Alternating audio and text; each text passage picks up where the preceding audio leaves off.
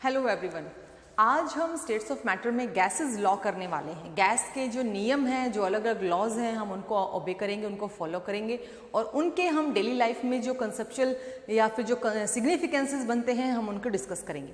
यहाँ से मैं एक बात आपको क्लियर कर दूँ कि जैसे जैसे हम लॉज पढ़ते जाएंगे, न्यूमेरिकल्स भी हमारे यहाँ पर लॉज पर डिपेंडेंट हैं, वो भी यूज़ हम या उनको भी हम अच्छे से सॉल्व करते हुए चलेंगे। तो बी केयरफुल, जैसे जैसे लॉज होते जाएंगे हम इनके न्यूमेरिकल भी साथ साथ करते चलेंगे। तो ऐसा कोई कन्फ्यूज़न नहीं रहना चाहिए कि ये हमने पहले कर लिया, हम ये बाद में करेंगे, नहीं। जैसे जैसे जो नियम हम कर रहे हैं उसी पर बेस्ड जो न्यूमेरिकल्स हैं वो हम साथ साथ डील करेंगे, ठीक है। प्रॉब्लम फॉर प्रैक्टिस के जो क्वेश्चंस होंगे वो आपको डील करने हैं। मैं आपको यहाँ पर सॉल्व एग्जाम्पल्स करवाऊंगी, एक दो प्रॉब्लम्स के आपके क्वेश्चंस भी करवा दूंगी और साथ में इन लॉज के जो डेरिवेशंस हैं उनको कंटिन्यू करते हैं। चलिए, सबसे पहले गैस लॉज में हम पहला नियम पढ़ते हैं। देखिए, मैं आपको पहले बता चुकी हूँ कि जब इस चैप्टर में हम जो यहाँ पर डिटेल में करेंगे वो गैस से रिलेटेड है। सेकेंड पार्ट जो होगा वो सॉलिड से रिलेटेड होगा, लिक्विड हम जो है +2 में डिटेल में करेंगे। तो गैस से रिलेटेड में हमने जो पिछले वीडियो में किया वो थी कैरेक्टरिस्टिक्स ऑफ द गैस। जितनी भी कैरेक्टरिस्टिक है, measurement of the pressure, measurement of the volume, हमने इनके बारे में किया। मैंने वहाँ पर भी आपको बहुत कुछ छोटा मोटा बताया था कि भाई जो न्यूमेरिकली यूज्ड है आप उसको रिमेम्बराइज कीजिए। जो यूनिट कन्वर्जन्स हैं आप उन यूनिट कन्वर्जन्स को अच्छे से सीखिए, यूनिट्स यूज़ करना सीखिए और इन यूनिट्स का यूज़ आप न्यूमेरिकल्स में करेंगे। तो आज पहला गैस लॉ लेते हैं। सबसे पहला जो गैस लॉ है वो है बॉयल्स लॉ, ठीक है, बॉयल्स लॉ। अब जब कोई भी नियम किसी भी गैस पर लागू होता है तो इसके लिए कुछ कंडीशंस होती हैं। कंडीशंस क्या है? एक तो जो गैस हम ले रहे हैं, देखिए मैं कंडीशंस बता देती हूं। कंडीशंस क्या है किसी भी नियम की, मैं इस नियम की नहीं कह रही, हम जितने भी नियम करेंगे उन सब पर ये कंडीशंस लागू होंगी। पहली कंडीशन है कि amount of gas is fixed. Amount of gas is fixed, यानी कि जो भी गैस ली जाएगी उसकी अमाउंट फिक्स होगी। जो चेंजेस हम देखेंगे वो उसी अमाउंट में देखेंगे। ऐसा नहीं है कि मैंने बात तो छोटे कंटेनर में की और मैं डील इसको बड़े कंटेनर से कर रही हूं, नहीं। अगर मैंने किसी गैस को एक छोटे कंटेनर में लिया है तो मैं उसको डील भी छोटे कंटेनर में ही करूंगी, उसके चेंजेस को भी उसी कंटेनर में ऑब्जर्व करूंगी, क्योंकि मेरे पास क्या फिक्स होनी चाहिए? अमाउंट। दूसरा, कंटेनर कैसा होना चाहिए? Container should be closed. Container should be closed. अब गैसेस कंडीशंस हैं, गैस है तो किसी भी ओपन एरिया में या ओपन जो सिस्टम होता है उसमें हम इसको डील नहीं कर सकते। ओपन सिस्टम में हमारी सराउंडिंग आ जाती है, हमारा एटमॉस्फेयर आ जाता है, हमारी गैसेस का जो इंटरमिक्सिंग लेवल है वो इंक्रीज हो जाता है। तो जिस गैस के लिए हम डील कर रहे हैं अगर उसका अमाउंट फिक्स हो, इट मस्ट बी कि वो एक कंटेनर जैसा जिसमें वो हो रहा है, जिसमें वो चेंजेस नजर आ रहे हैं, वो कैसा होना चाहिए? क्लोज। ये दो कंडीशन ऐसी हैं बेटा जो आपको हर हाल में हर लॉ पे लागू करनी। चलिए पहला लॉ करते हैं। बॉयल्स लॉ क्या कहता है? Temperature remaining constant,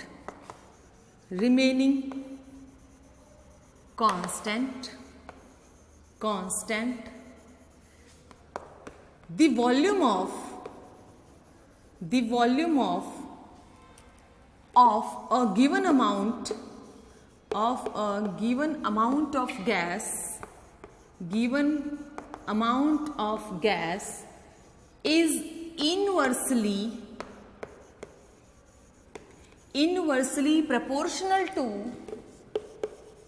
inversely proportional to the pressure applied। क्या बोल रहा है? देखिए, टेम्परेचर को कांस्टेंट कर दिया गया। इफ टेम्परेचर केप्ट कांस्टेंट, तब the volume of a given gas, if temperature remaining constant, आप ये बात भी लिख सकते हो, अगर टेम्परेचर को कांस्टेंट कर दिया जाए then volume of a given amount of gas is inversely proportional to the pressure applied. यानी यहां पर अगर टेम्परेचर को कांस्टेंट, चेंज इन टेम्परेचर को कांस्टेंट कर दिया गया है तो जो प्रेशर है या जो वॉल्यूम है वो किसके इनवर्सली चला जा रहा है? एक दूसरे के इनवर्सली। वॉल्यूम प्रेशर के इनवर्सली और प्रेशर वॉल्यूम के इनवर्सली चला जा रहा है। This is the inversely proportionality constant. इस प्रोपोर्शनलिटी कांस्टेंट को हम हटाएंगे तो P इक्वल्स टू K, ये कांस्टेंट है KV, ठीक है। अब अगर मैं PV के बारे में बात करूं तो PV becomes equals to K, PV K के इक्वल हो गया। अब आप ये समझ रहे हो ना कि कैसे हो रहा है? Pressure is inversely proportional to volume. Inversely का मतलब उल्टा होता है, इनवर्स होता है। अगर प्रेशर बढ़ता है तो वॉल्यूम घटेगी, अगर प्रेशर घटता है तो वॉल्यूम बढ़ेगी। इसको बोलते हैं इनवर्सली प्रोपोर्शनल। आप यहाँ पर Vp भी लिख सकते हो, डजंट मैटर। यहाँ पर V और यहाँ पर P भी कर सकते हो, क्योंकि जो स्टेटमेंट है वही कह रही है कि वॉल्यूम और प्रेशर एक दूसरे के इनवर्सली हैं। अच्छा, PV इक्वल्स टू कांस्टेंट, ये K जो है ये कांस्टेंट है, ये K जो है ये कांस्टेंट वैल्यू है। तो हम यहां से ये भी तो कर सकते हैं कि PV किसके बराबर है? PV कांस्टेंट के बराबर है। यानी अकॉर्डिंग टू बॉयल्स लॉ अगर टेम्परेचर कांस्टेंट कर दिया जाता है किसी गैसेस का, किसी गिवन अमाउंट ऑफ गैस का, तो PV का जो रिलेशन है वो भी क्या रहेगा? कांस्टेंट, ठीक है। तो PV का रिलेशन भी यहां कांस्टेंट रहेगा। अब इसके लिए और देखते हैं।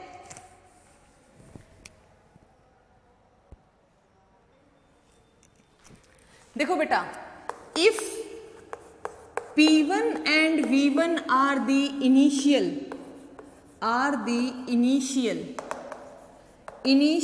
pressure and volume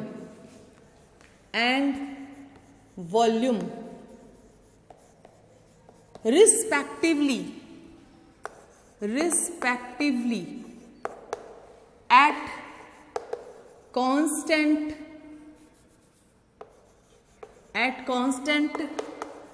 temperature change to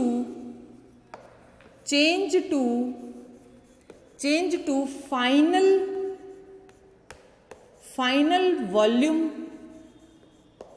volume V2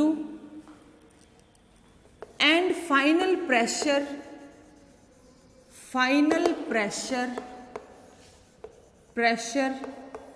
P2, then this law applied,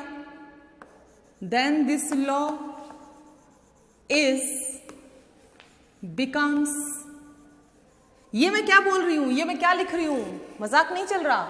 अगर P1 किसी गैस की इनिशियल कंडीशन है, मैं भी बताती हूं आपको, कह रहा है P1 V1 किसके बराबर है? कांस्टेंट के, क्योंकि ये कौन सी कंडीशन है? ये है आपकी इनिशियल कंडीशन। इनिशियल का मतलब किसी गैस की स्टार्टिंग कंडीशन, जिसको बोलते हैं शुरुआत, यानी अभी उसमें हमने कोई चेंज नहीं देखा, कोई भी हमने उसमें ऑब्जर्वेशन फॉलो नहीं की। कह रहा है P2 V2 equals to constant. ये कौन सी कंडीशन है? ये वो कंडीशन है जब उसके अंदर कुछ चेंजेस आए हैं, यानी हम इसको बोल सकते हैं कि ये वो फाइनल कंडीशन है जिसको हम चेंजेस के बाद ऑब्जर्व करते हैं। सपोज ये कोई कंटेनर है, ठीक है, ये कोई क्लोज्ड कंटेनर है, इसमें कोई गिवन अमाउंट की गैस यहाँ पर फिल की गई है, गिवन अमाउंट की गैस यहाँ पर है, और मैंने इसके टेम्परेचर को क्या कर दिया? कांस्टेंट। टेम्परेचर कांस्टेंट का मतलब कि इसमें कोई चेंजेस ऑब्जर्व नहीं हो रहे। अच्छा, अगर मैं यहाँ पर कोई प्रेशर P लगा रही हूँ, मैं इस गैस पर कोई प्रेशर P लगा रही हूं, तो पार्टिकल्स क्या होना स्टार्ट हो जाएंगे? नजदीक होना शुरू हो जाएंगे। तो हम क्या बोलेंगे? इसका जो वॉल्यूम है वो डिक्रीज होना स्टार्ट हो गया, इसकी जो वॉल्यूम है वो डिक्रीज होना स्टार्ट हो गई। सपोज मैंने जब शुरुआत में लगाया P1, उस वक्त जो चेंज आया वो था V1, यानी अभी मैंने कोई चेंज नहीं लगाया, मैंने कोई अप्लाई नहीं किया, मैंने कुछ भी चेंज नहीं किया, तो शुरुआत में P1 है और V1 है। लेकिन जैसे ही अगर मैं प्रेशर को बढ़ा दूं, मैंने इसका प्रेशर थोड़ा सा इंक्रीज कर दिया, तो वो अब क्या हो गया? इंक्रीज करने के बाद क्या हो गया? P2। और अगर मैंने प्रेशर इंक्रीज किया है तो उसके बाद जो वॉल्यूम में चेंज आया, चाहे वो डिक्रीज होने के लिए आया हो, तो वो क्या है? V2। तो P1 और V1 दोनों इनिशियल कंडीशंस हैं और P2 V2 दोनों फाइनल कंडीशंस हैं। लेकिन इन दोनों में कॉमन क्या है? इन दोनों में कॉमन है ये कांस्टेंट। अगर ये कांस्टेंट दोनों में सेम है तो क्या ये चीजें आपस में भी इक्वल होंगी? P1 V1 equals to P2 V2, तो ये दोनों रिलेशन भी आपस में इक्वल हो जाएंगे। After a statement change, after a certain change, P1 V1 का जो मल्टीप्लिकेशन है वो P2 V2 के मल्टीप्लिकेशन के बराबर हो जाता है, क्योंकि ये सब कुछ किस पर ओबे हो रहा है? जब हमारा टेम्परेचर क्या है? कांस्टेंट। ठीक है, और इस कांस्टेंट टेम्परेचर की कुछ ऐसी इस रिलेशन के कुछ ऐसे सिग्निफिकेंस हैं जो ये बता रहे हैं कि किसी एक क्लोज कंटेनर में अगर आप कोई चेंजेस अप्लाई करते हो तो कुछ समय बाद ये रिलेशन इक्वेट हो जा रहा है। This is according to Boyle's law. इस बॉयल्स लॉ को आप याद कैसे करेंगे? इस बॉयल्स लॉ को आप ऐसे याद करेंगे कि at constant temperature the pressure of a given amount of a gas is inversely proportional to volume. ठीक है, आप इस रिलेशन को याद करेंगे। ये रिलेशन आप वहां यूज करेंगे जब आपको एक ही गैस के लिए दो कंडीशंस दी गई होंगी।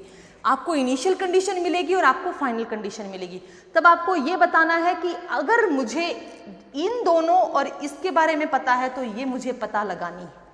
उस केस में हम इस तरह की कंडीशंस का इस्तेमाल करेंगे, यानी कि इस कंडीशन का इस्तेमाल हम करेंगे न्यूमेरिकल्स में, जब हमें किसी गिवन अमाउंट की गैस के लिए किसी एक कांस्टेंट वैल्यू को कैलकुलेट करना होगा। राइट, अब हम इसके बाद इसमें करते हैं कुछ ग्राफिकल रिप्रेजेंटेशन, ताकि हम समझ सकें कि अगर ग्राफ के रूप में हमें कोई बॉयल्स लॉ पूछता है तो वो कैसे आएगा।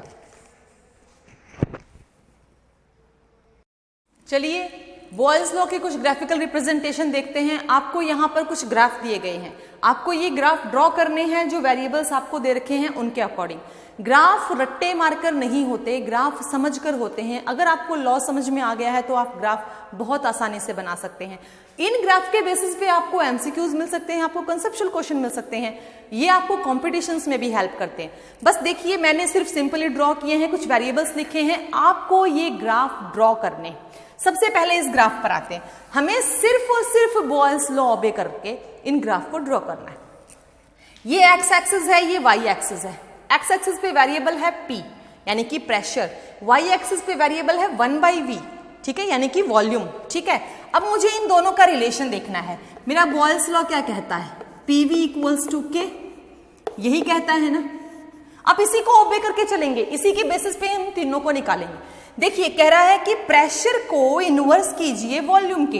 कर सकते हैं ना यहां से। अब K जो है वो ऐसे ऐसे हो सकता है, तो वॉल्यूम यहां पर क्या लिखा जा रहा है? वॉल्यूम यहां पर ऐसे ही तो लिखा जा रहा है 1/V, 1/V, तो रिलेशन हो गया, यानी कि इनवर्सली चल रहा है। अब अगर ये इनवर्सली चल रहा है तो मैंने यहां पर लिख दिया। देखो, अब मैं ग्राफ ड्रॉ कहां करूंगी? मैं इसको यहां बना रही हूं। अगर PV इक्वल्स टू K है और P जो है वो K/V है, तो P को हम ऐसे भी तो लिख सकते हैं 1/V। अब ये इनवर्सली है, देखो प्रेशर जो है वो वॉल्यूम के इनवर्सली है, या वॉल्यूम जो है वो प्रेशर के इनवर्सली है। अगर ये इनवर्सली है तो हमें इस ग्राफ को कैसे ड्रॉ करना है? चलिए अब इसके बाद देखते हैं कि अगर हमारा दूसरा ग्राफ जो है वो प्रेशर और वॉल्यूम से रिलेट हो रहा है, लॉ वही ओबे करना है, PV इक्वल्स टू K, लेकिन अब की बार प्रेशर जो है वो वॉल्यूम के डायरेक्टली दिख रहा है। वॉल्यूम के डायरेक्टली दिख रहा है तो ये रिलेशन तो किसी प्रकार से बॉयल्स लॉ के लिए ओबे नहीं हो रहा। अगर मैं प्रेशर को वॉल्यूम के डायरेक्टली रिलेट करूं तो इसका मतलब वॉल्यूम तब इंक्रीज होगी जब प्रेशर कहीं डिक्रीज होगा, तो ये ग्राफ जो है ये डिक्लाइंड जाएगा। यानी अगर यूनिवर्सली में ये इंक्लाइन जा रहा है तो डायरेक्टली में ये कहां जाना चाहिए? डिक्लाइन। तो इस प्रकार का ग्राफ क्या कहेगा? डिक्लाइन। इसी में हम थर्ड रिलेशन में आते हैं। PV को हम P से रिलेट करेंगे। जरा देखेंगे, बॉयल्स लॉ वही है, PV equals to K। PV equals to K में अगर हम इसको प्रेशर से रिलेट करना चाहते हैं, PV इक्वल्स टू K में प्रेशर से, अब आप कंफ्यूज हो गए, प्रेशर तो है ही नहीं, प्रेशर कहां से लाएंगे? इस PV को ही हम P से रिलेट करें। अगर PV K है, K यानी क्या है? कांस्टेंट। PV K है, प्रेशर यानी कि प्रेशर वॉल्यूम रिलेशन अगर कांस्टेंट है तो अकेले प्रेशर का भी रिलेशन क्या रहेगा? कांस्टेंट रहेगा। तो इसका जो ग्राफ है वो कहां जाएगा? वो स्ट्रेट लाइन जाएगा।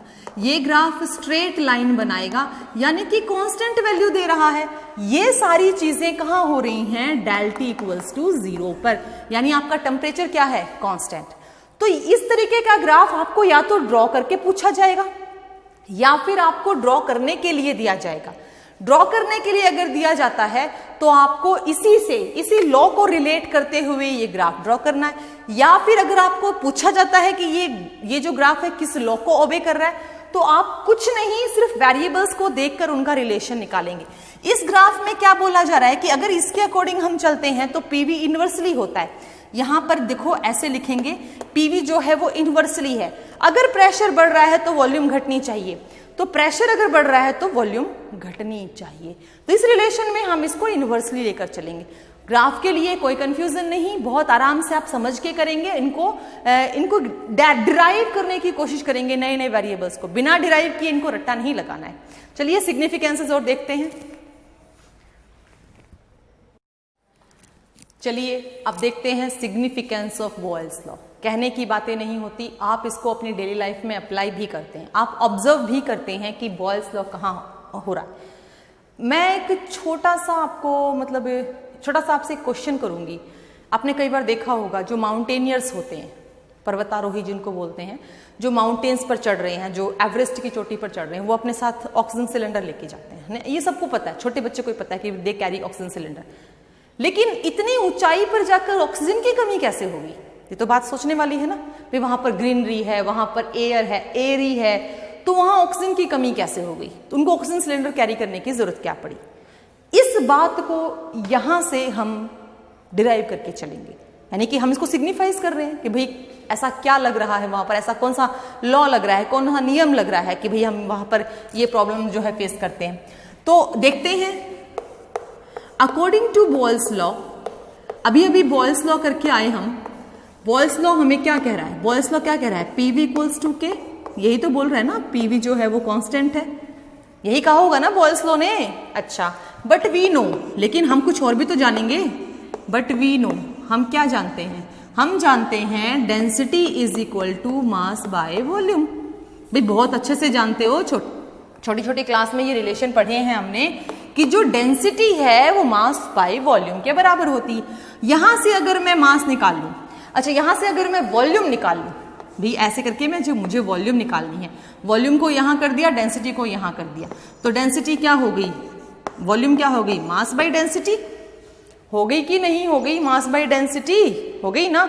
अच्छा, मास बाय डेंसिटी हो गई। वॉल्यूम देखनी है, वॉल्यूम कहाँ है? वॉल्यूम कैलकुलेट करनी है। वॉल्यूम यहां जा रही है, डेंसिटी यहां आ रही है, तो वॉल्यूम क्या हो गई? Mass by density. अच्छा, पुट दिस वैल्यू, कौन सी वैल्यू को? इस वैल्यू को। अगर ये 1 वैल्यू है, पुट दिस वैल्यू या put the value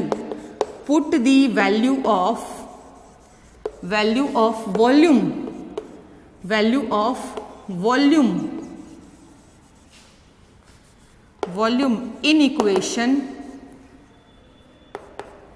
equation first. Equation first में पुट करेंगे। v इज इक्वल टू, देखिए मल्टीप्लाई कर रही हूं मैं, m बाई डी है ना, m by D equals to k। ठीक है, सही चल रहा है भाई। pv इक्वल्स टू कॉन्स्टेंट है, लेकिन मुझे पता है डेंसिटी जो होती है मास बाई वॉल्यूम होती है। अच्छा, मुझे वॉल्यूम निकालनी है, मैंने वॉल्यूम निकाल ली, रीअरेंज कर दिया, मास बाई डेंसिटी आ गया। क्या इस वॉल्यूम की वैल्यू को मैं यहां पुट कर सकती हूं? v की value m by D put कर सकते हैं? यस, कर सकते हैं। रीअरेंज करते हैं, pm इज इक्वल टू के डी, मिला कि नहीं मिला? pm इक्वल्स टू के डी। अब आप देखो जरा ध्यान से, यहां पर कुछ चीजें ऐसी हैं जो कांस्टेंट हैं। कौन कौन सी हैं? k भी कांस्टेंट है और m भी कांस्टेंट है। अब आप कहोगे m कैसे कांस्टेंट है? मैंने क्या कहा था कि बॉयल्स लॉ जब भी काम करता है तो गैस की अमाउंट क्या रहती है? Fix, at a fixed amount of gas. इसका मतलब मास भी क्या है? कांस्टेंट है। तो ये क्या है? आर कांस्टेंट्स, ये कांस्टेंट्स हैं, दोनों ही कांस्टेंट वैल्यू हैं। ठीक है, अगर ये दोनों कांस्टेंट वैल्यू हैं तो हमारा जो प्रेशर है वो किसके डायरेक्टली हो गया? हमारा जो प्रेशर है वो किसके डायरेक्टली हो गया? Pressure is directly proportional to density. अब उस क्वेश्चन का आंसर आएगा जैसे जैसे हम ऊंचाई पर बढ़ रहे हैं, at higher altitude the density of the gas, it means the denser gases will becomes low, density of the gas becomes decreases, तो ऑक्सीजन गैस वहां पर लेस डेंस हो जाती है।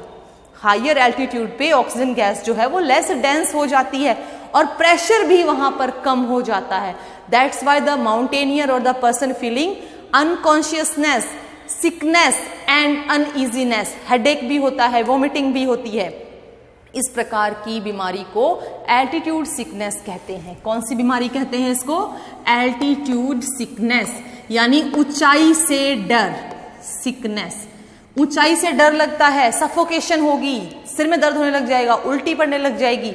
यानी अगर प्रेशर घट रहा है तो इसका मतलब वहां पर और भी क्या है, वहां पर ऑक्सीजन की डेंसिटी भी क्या हो रही है, बिकम्स डिक्रीज डिक्रीज डिक्रीज।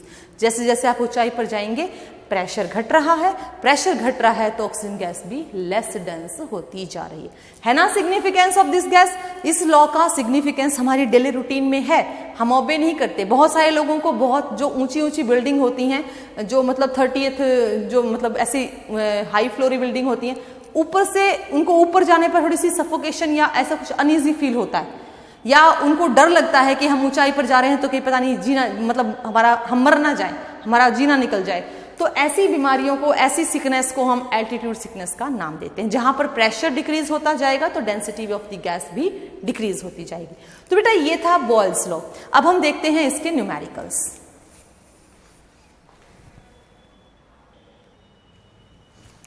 ये क्वेश्चन है जो आप ही की बुक का है और बॉयल्स लॉ पे है। अब बॉयल्स लॉ पे है या नहीं है ये तो हमें क्वेश्चन ही बता देगा। चलो देखते हैं क्वेश्चन क्या कह रहा है। A vessel of 120 ml capacity contains a certain mass of a gas. एक बर्तन है कोई भी जिसकी वॉल्यूम है 120 ml, उसके अंदर कोई एक गिवन मास की गैस है और टेम्परेचर है 20 डिग्री, प्रेशर है 750 mm, ठीक है। अब the gas was transfer to a vessel, उस गैस को हम किसी और बर्तन में ट्रांसफर कर रहे हैं जिस बर्तन की वॉल्यूम 180 ml है। अब बताइए, यानी कैलकुलेट कीजिए उस गैस का प्रेशर 20 डिग्री पर।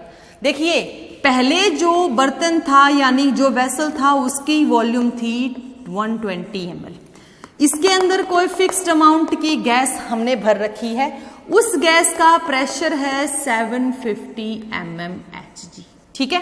ये बात समझ में आ गई।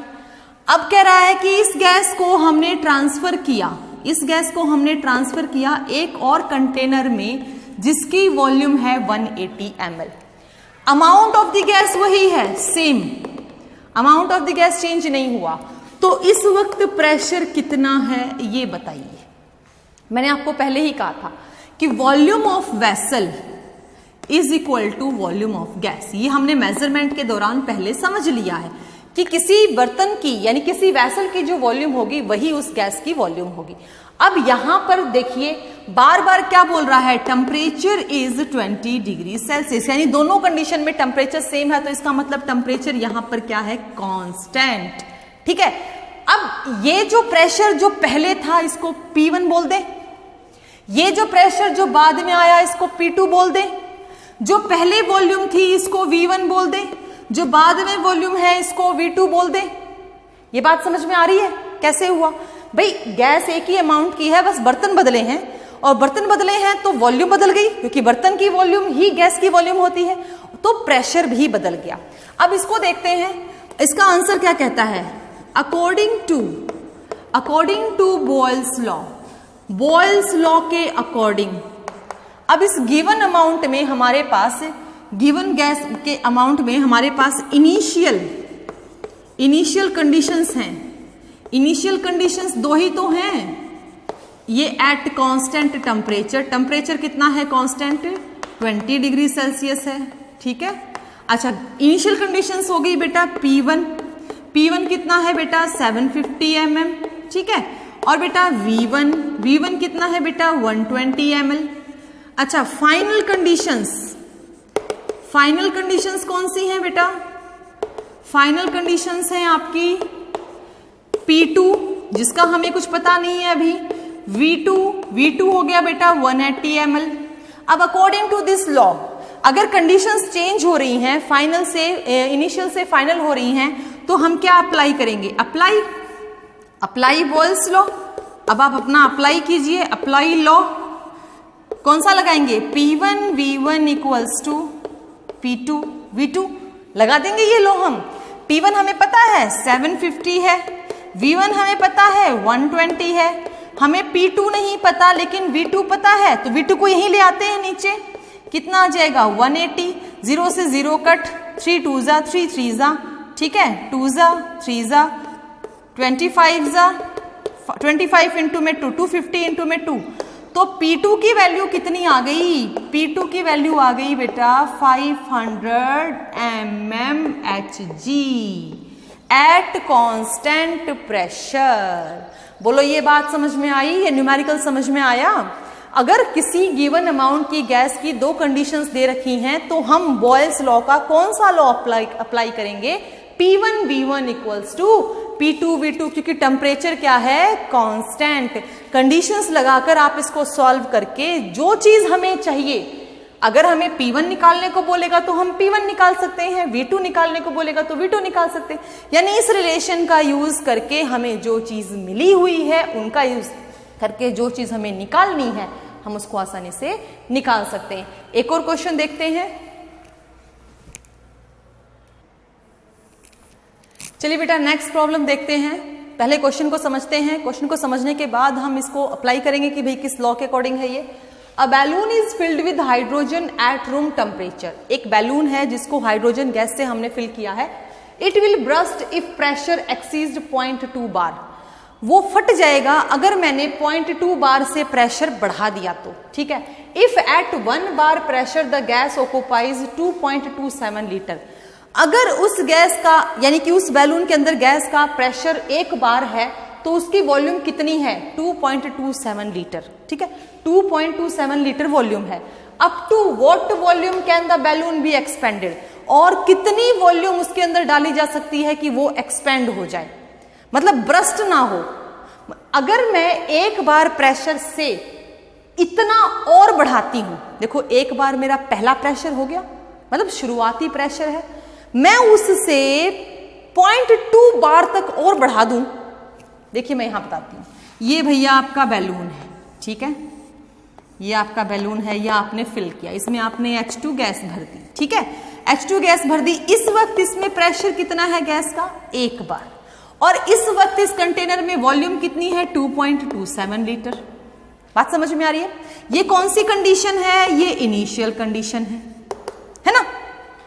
अच्छा, अब इसी बैलून को कह रहा है कि आप इस बैलून में और कितनी वॉल्यूम बढ़ा सकते हो, यानी कि आप कितना प्रेशर लगा सकते हो। कह रहा है कि एक बार से आप कितना प्रेशर और बढ़ा रहे हो? आप बढ़ा रहे हो 0.2 बार तक और बढ़ा रहे हो, तो आपकी जो वॉल्यूम है वो कितनी बढ़ी? अगर आपने एक बार के बाद इतना प्रेशर और इंक्रीज कर दिया तो आपकी वॉल्यूम कितनी बढ़ी कि ये गुब्बारा फटने से बच जाए और उसके बाद फट जाए। तो उस वॉल्यूम तक बताइए कि मैं इतनी वॉल्यूम और भर सकता हूं, इतनी हवा और भर सकता हूं कि ये सिर्फ फूलेगा, फटेगा नहीं। लेकिन अगर उससे थोड़ी सी और भर दी तो वो फट जाएगा। तो हमारे पास दो कंडीशंस आ गई, ये इनिशियल कंडीशन है, ये फाइनल कंडीशन है, ठीक है। हम इसको ऐसे लिख सकते हैं, ये हमने लिखा कि P1 इज 1 बार, ठीक है, और V1 is 2.27 litre, P2 is 0.2 बार और V2 हमें क्या करनी है? कैलकुलेट। ये चीजें हमने लिख ली। अब आप इसको इनिशियल कंडीशन फाइनल कंडीशन में डिवाइड करना चाहो नहीं करना चाहो, समझ में आ गया। अब क्या अप्लाई करना पड़ेगा हमें यहां पर? अप्लाई बॉयल्स लॉ, क्योंकि ये सब चीजें किस पर हो रही हैं? At constant. किसी ने कहा नहीं ना कि टेम्परेचर बढ़ेगा, eight constant temperature, constant temperature पे हो रही हैं। तो मैं कौन सा लॉ अप्लाई कर रही हूं? Boyle's law. P1 V1 equals to P2 V2। मेरे पास दोनों ये हैं, एक ये है एक नहीं है, तो निकालना है ना। V2 मैंने निकाला, क्या मिला? P1 V1 by P2। अगर मुझे V2 कैलकुलेट करना है इस रिलेशन से तो मैं इसको रीअरेंज करके यही तो निकालूंगी। मेरा P1 कितना है? 1। देखिए बेटा, मुझे यहां किसी यूनिट को कन्वर्ट नहीं करना, क्योंकि मेरी जो यूनिट इनिशियल है वही फाइनल है। अगर यूनिट इनिशियल कुछ और फाइनल कुछ होती तो मुझे कन्वर्ट करनी पड़ती, लेकिन अगर नहीं है तो मुझे कन्वर्ट नहीं करनी, ठीक है। अब ये भी बार में है, ये भी बार में है, ये भी लीटर में है, तो आंसर भी लीटर में ही आ जाएगा। लेकिन अगर ये ml में होता और ये लीटर में आ रहा होता तो मुझे कन्वर्ट करना पड़ता। ये अगर बार में, ये एटमॉस्फेरिक में था तो मुझे कन्वर्ट करना पड़ता। अब मुझे नीड नहीं है कन्वर्ट करने की। अब मैंने यहां पर लिखा P1 क्या है 1 बार, V1 क्या है 2.27 लीटर और P2 कितना है 0.2 बार। बेटा बार से बार कैंसिल हो गया, ये 1 बार था, बार से बार यूनिट कैंसिल हो गई, बची कौन सी यूनिट, लीटर बची ना, 0.2 है। यहां पर नीचे आएंगे तो 100, ऊपर जाएंगे तो 10, तो 1 बच गया।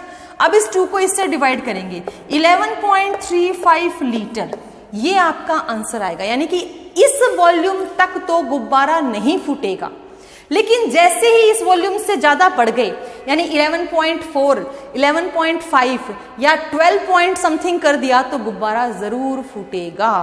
बात समझ में आ रही है? तो दिस इज दैट वॉल्यूम, ये वो वॉल्यूम है कि जहां तक तो सिर्फ एक्सपेंड होगा, ब्रस्ट नहीं होगा। लेकिन जैसे ही इससे ज्यादा वॉल्यूम हो गई, इट विल बी ब्रस्ट। तो बेटा ये थे न्यूमेरिकल, और आपको क्वेश्चन प्रैक्टिस के लिए मिलेंगे, आपकी बुक में भी बहुत सारे हैं, तो प्रैक्टिस कीजिए। कोई डाउट है तो डाउट पूछिए।